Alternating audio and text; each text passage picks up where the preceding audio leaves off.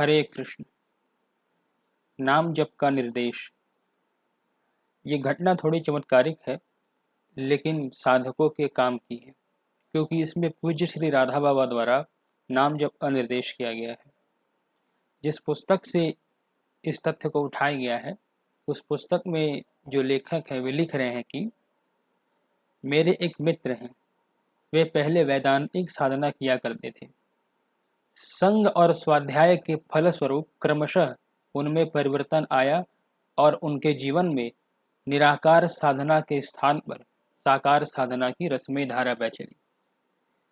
उनके मन में यह चाह प्रबलता से जाग पड़ी कि वृंदावनी उपासना का कोई महान सिद्ध संत मिलना चाहिए, जिससे साधना संबंधी उचित पथ प्रदर्शन मिल सके। अनेक संतों का दरस परस होता था, किंतु किसी पर मन टिक नहीं रहा था। सिद्ध संत की प्राप्ति के उद्देश्य से उन्होंने श्री हनुमान जी महाराज का एक दीर्घकालीन अनुष्ठान किया। जिस दिन अनुष्ठान की संपन्नता होने वाली थी, उससे एक दिन पहले रात्रि को उन्हें स्वप्न हुआ।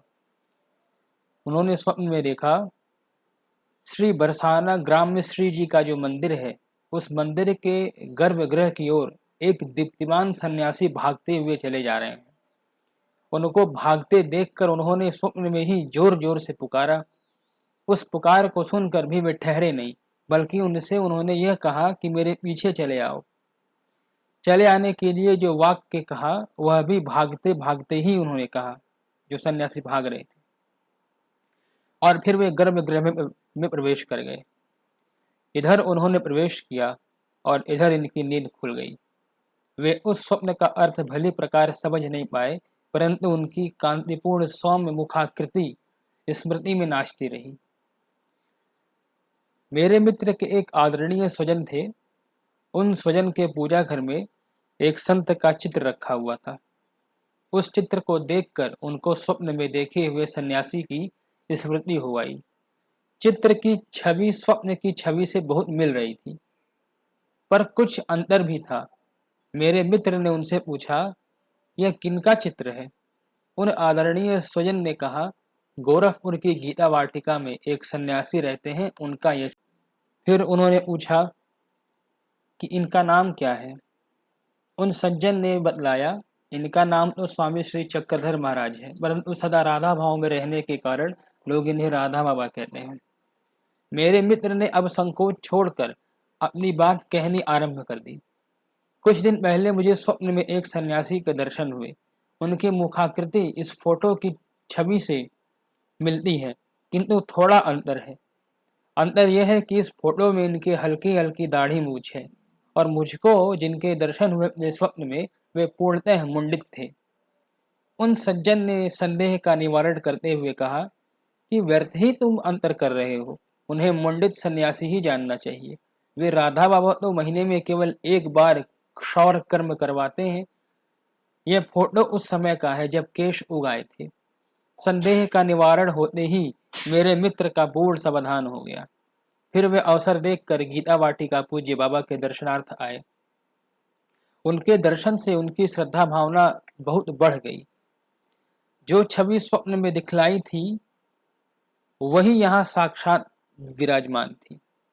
स्वप्न में उन्होंने कहा था कि मेरे पीछे चले आओ। यहाँ उनको देखकर मेरे मित्र ने निश्चय कर लिया कि इनके पीछे पीछे ही चलना है अब, और जैसा ये साधन बतलाएं तद अनुसार करना है। कुछ दिन प्रतीक्षा करने के बाद उनको पूज्य बाबा से बातचीत करने का अवसर मिला। बातचीत में पूज्य बाबा ने नाम जप पर बहुत जोर दिया। पूज्य बाबा ने कहा, केवल नाम जप करो, इतना नाम जप करो कि जीवन नाममय हो जाए। नाम जप से ऊंची स्थिति सहज सुलभ हो जाएगी। पूज्य बाबा के इस कथन का मेरे मित्र पर बड़ा प्रभाव पड़ा। वे भगवान नाम जपने लगे। अब उनकी अंगुलियों पर माला निरंतर फिरती रहती थी। वे मित्र गीता वाटिका से अपने घर चले आए। उनके मित्रों ने और बंधुओं ने उनसे उत्सुकता पूर्वक पूछा कि गीता वाटिका में पूज्य बाबा से क्या बात हुई और वहां तुम्हारे अनुभव में क्या क्या आया। उन्होंने सबको यथायोग्य उत्तर दिया। उस नगर में एक उच्च कोटि के महात्मा रहते थे। उन्होंने भी मेरे मित्र से पूछा कि पूज्य बाबा ने क्या उपदेश किया। मेरे मित्र ने सरल हृदय से सहज रूप में नाम जप वाली सारी बात बतला दी। उसकी बात सुनकर उन महात्मा जी ने कहा, नाम जप तो करना ही चाहिए, पर केवल नाम जप नहीं, नाम जप तो हो पर वह हो रूप का ध्यान करते हुए और लीला के चिंतन सहित। रूप ध्यान और लीला चिंतन पूर्वक नाम जप होने से श्री प्रिया प्रीतम के महावराज्य में शीघ्र प्रवेश हो जाता है। इन महात्मा जी के प्रति भी मेरे मित्र की बड़ी श्रद्धा थी। उनके कथन के पीछे उनके जीवन का अनुभव था और अनेक बार यह बात कथा में सुनने को मिली और पुस्तकों में भी दिखलाई दी। मेरे मित्र के भीतर द्वंद्व चल पड़ा। वह अंतर्द्वंद बड़ा भीषण था। एक संत का निर्देश है कि केवल नाम जप करो और एक संत का उपदेश है कि नाम जप करो पर रूप ध्यान और लीला चिंतन पूर्वक करो। वे निर्णय नहीं कर पा रहे थे कि क्या करूं और क्या ना करूं। उनका मानसिक अंतर्द्वंद इतना अधिक बढ़ गया कि वे एकदम रो पड़े। यह रोदन कई दिन तक चलता रहा। वे अपने मन की व्यथा किससे कहें और यदि किसी को बतलाए भी तो किसी के पास इस मानसिक संघर्ष का समाधान नहीं था। एक दिन वे एकांत में बैठे हुए आंसुओं से अपने कपोलों को भिगो रहे थे। उस समय उनको ऐसा लगा कि कोई आया है। उन्होंने अपनी गर्दन ऊंची उठाई और देखा कि सामने पूज्य राधा बाबा खड़े हैं। वे चकित नेत्रों से उनकी ओर देखने लगे।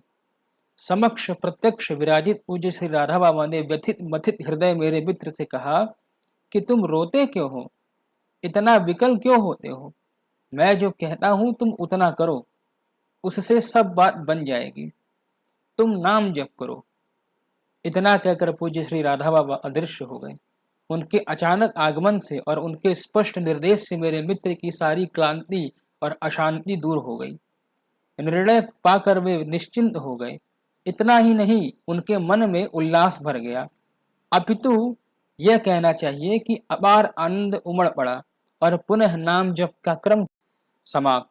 कृपया इस वीडियो को शेयर करें और लाइक करें।